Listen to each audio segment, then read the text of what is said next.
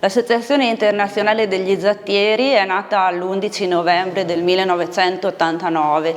Inizialmente erano 7 le associazioni internazionali che l'hanno fondata, tra le quali anche l'Associazione della Famiglia dei Zatter di Codissago. Attualmente ne fanno parte 42 associazioni di tutta Europa. Abbiamo un direttivo che è formato da più persone di diverse nazioni.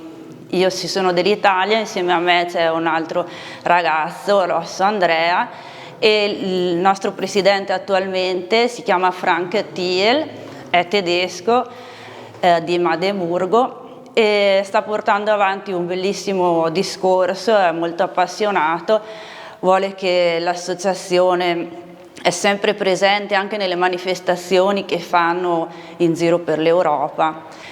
Stiamo lavorando appunto perché l'associazione venga riconosciuta nell'UNESCO, abbiamo già presentato il progetto e speriamo che venga accolto perché questo antico mestiere ci lega tutti ed è importante preservare questa storia.